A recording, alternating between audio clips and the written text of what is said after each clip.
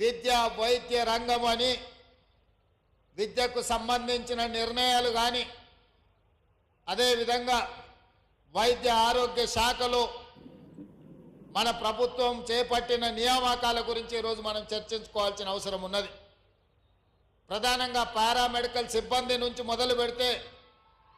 7,750 మందిని అధికారంలోకి వచ్చిన తొలి నాళ్లలోనే ఎల్బీ స్టేడియంలో వాళ్ళకు నియామక పత్రాలు అందజేసి సుదీర్ఘ కాలంగా ఒక దశాబ్ద కాలం నియామకాలు లేకపోవడం వల్ల నిరాశ నిర్లిప్తతతో ఒక దశలో కొంతమంది ఆత్మహత్యలే శరణ్యం అనుకుంటున్న సందర్భంలో ప్రజలెన్నుకున్న ప్రభుత్వం ప్రజా ప్రయోజన కార్యక్రమాలు చేపట్టాలని ఎల్బీ స్టేడియం వేదికగా 7,750 మంది వైద్య ఆరోగ్య సిబ్బందిని నియమించడమే కాకుండా ఇంకా 6,496 ఖాళీలను భర్తీ చేయడానికి పరీక్షలు పూర్తి చేసి తొందరలోనే ఇంకొక 6,500 మంది ఈరోజు వైద్య ఆరోగ్య శాఖలో నియమించాలని ఈ ప్రభుత్వం కార్యక్రమాలు తీసుకొని ముందుకు వెళ్తుంది.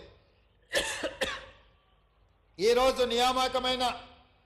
డాక్టర్లు కావచ్చు, గతంలో నియామకమైన పారామెడికల్ సిబ్బంది కావచ్చు, రేపు భవిష్యత్తులో నియామకం కాబోతున్న వైద్య ఆరోగ్య శాఖ సిబ్బంది కావచ్చు, దాదాపుగా ఒక సంవత్సరంలో వైద్య ఆరోగ్య శాఖలో 14,000 మంది నియామకం స్వతంత్రం వచ్చిన నాటి నుంచి ఈ రోజు వరకు జరగలేదు అని చెప్పి నేను అధికారికంగా చెప్పదలుచుకున్నా.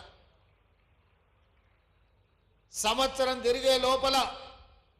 14,000 నియామకాలు జరిగిన చరిత్ర ఏ రోజు కూడా లేదు. ఈ రోజు ఇంత అద్భుతంగా ఈ శాఖలో నిర్ణయాలు తీసుకున్నామంటే మీ శాఖ మంత్రివర్యులు పెద్దలు దామోదర్ రాజ నరసింహ గారు నేను చెప్పినట్టుగా బై ఎడ్యుకేషన్ వారి ఇంజనీరు, బై నేచర్ వారి డాక్టర్ కాబట్టి మీ సమస్యల్ని అవగాహన చేసుకొని నా దగ్గరకు వచ్చే ముఖ్యమంత్రిగా మీరు నిర్ణయాలు చేయాల్సిందే, నాకు సంతకాలు పెట్టాల్సిందే. వైద్య ఆరోగ్య శాఖ బలోపేతమైనప్పుడే తెలంగాణ ఆరోగ్యవంతమైన తెలంగాణగా ఉంటుంది. ఈ తెలంగాణ రాష్ట్రాన్ని ఆరోగ్య తెలంగాణగా మార్చడానికి మీరు అన్ని అనుమతులు ఇవ్వాల్సిందే అని చెప్పి వారు ఎంబడిబడి పనులన్నిటిని కూడా ప్రభుత్వం నుంచి సాధించుకున్నారు. అక్కడ ఆర్థిక శాఖ అనుమతులు, ఇక్కడ ముఖ్యమంత్రి కార్యాలయ అనుమతులు తీసుకొని మీ కాలేజీలు కానీ గత ప్రభుత్వం జీవోల ద్వారా 8 మెడికల్ కాలేజీలను ఇచ్చి ఎలాంటి వసతులు ఏర్పాటు చేయకపోవడం వల్ల కేంద్ర ప్రభుత్వం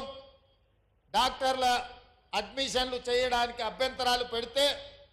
వారు ప్రత్యేకమైన శ్రద్ధ కనపరిచి కేంద్ర ప్రభుత్వంతో మాట్లాడి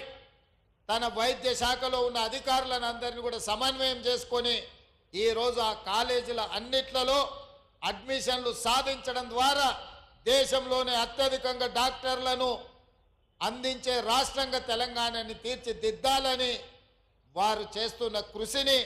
ఈరోజు మీరందరూ చప్పట్ల ద్వారా వారిని అభినందించాల్సిన అవసరం ఉన్నది.